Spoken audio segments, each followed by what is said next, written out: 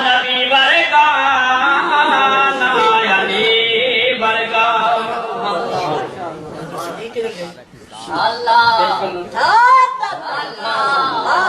حضور میاں صاحب فرماتے ہیں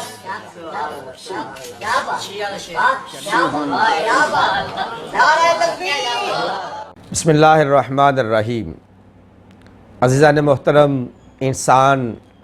جتنے بھی اعمال بجا لاتا ہے، نماز بجا لاتا ہے، روزہ بجا لاتا ہے،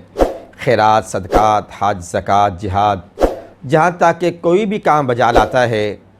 اس کی کوشش یہی ہوتی ہے کہ اللہ تعالیٰ کی ذات مجھ سے راضی ہو جائے اور اللہ تعالیٰ کی رضا کے سلسلے میں جو مجھے حاصل ہو وہ جنت الفردوس مجھے حاصل ہو، جنت ملے، دوزخ کی آگ سے میں محفوظ رہ جاؤں۔ ہر کسی کا نیک اعمال کرنے کا مقصد یہی ہوتا ہے کہ اللہ کی اطاعت کرتے ہوئے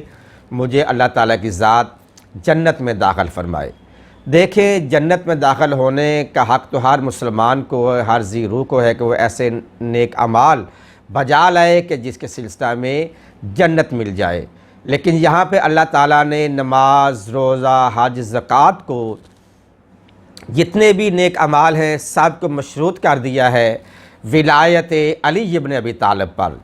کہ جس کے دل میں علی کی محبت ہے تو نمازی کی نماز قبول ہے، روزہ دار کا روزہ قبول ہے، حج کرنے والے کا حج قبول ہے، زکاتی کی زکوٰۃ قبول ہے، جہاد کرنے والے کا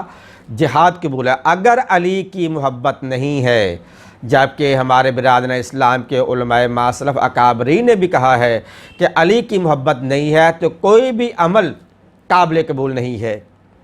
یعنی کہ جنت نہیں ملے گی۔ یہاں تک رسول اللہ کی حدیث اکثر جگہوں پہ بھی ملتی ہے، متواتر سے آ رہی ہے کہ اگر کوئی ایک شخص احد کے پہاڑ کے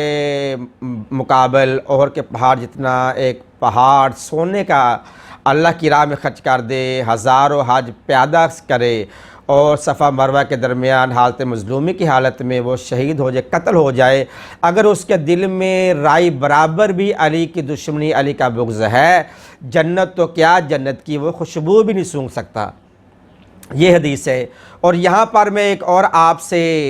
روایت دیتا چلوں، الریاض النظرہ فی مناقب اشرا مبشرہ میں بھی ہے، اور اس کے علاوہ الصواعق المحرقہ میں بھی ہے، قیس بن حازم سے بھی روایت ہے، اور جگہوں پہ بھی روایت ہے کہ ایک جگہ پہ جناب امیر المومنین علی بن ابی طالب اور جناب حضرت ابوبکر صدیق کا آپس میں سامنا ہوتا ہے، تو حضرت ابوبکر مسکراتے ہیں مولا علی کے چہرے کو دیکھ کر، کیونکہ انہیں پتہ ہے کہ علی کو دیکھنا عبادت ہے، تو علی کے چہرے کی عبادت کر کے مسکراتے ہیں۔ مولا نے پوچھا خیر ہے مجھے دیکھ کر مسکرا رہے ہو؟ تو ابوبکر نے فرمایا کہ ابوبکر نے کہا کہ میں نے ابھی حال ہی میں تھوڑی دیر پہلے رسول اللہ صلی اللہ علیہ وآلہ وسلم کو یہ فرماتے ہوئے سنا ہے۔ کیا سنا ہے؟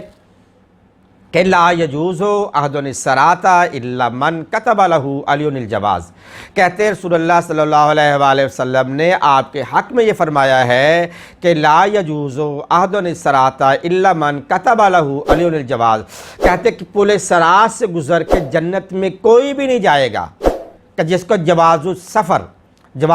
عربی میں کہا جاتا ہے پاسپورٹ، یعنی کہ جس کو پاسپورٹ پہ سٹیمپ مولا علی نہیں لگائیں گے، یعنی کہ جنت اور دوزخ کی طرف جانے کے لیے بھی جو جواز السفر ہے، پاسپورٹ ہے، اس پہ اگر کسی نے ویزا لگانا ہے، اگر جنت کی ٹکٹ دینی ہے، جنت کی مہر لگانی ہے، تو اے علی ابن ابی طالب وہ تیری ذات ہے۔ یعنی پتہ چلا ابوبکر صدیق کہ اس روایت سے پتہ چلتا ہے کہ جنت میں اس وقت تک کوئی بھی نہیں جائے گا کہ جس کے جنت کی رسید پر مہر امیر کائنات علی ابن ابی طالب اپنے ہاتھوں سے نہیں لگائیں گے۔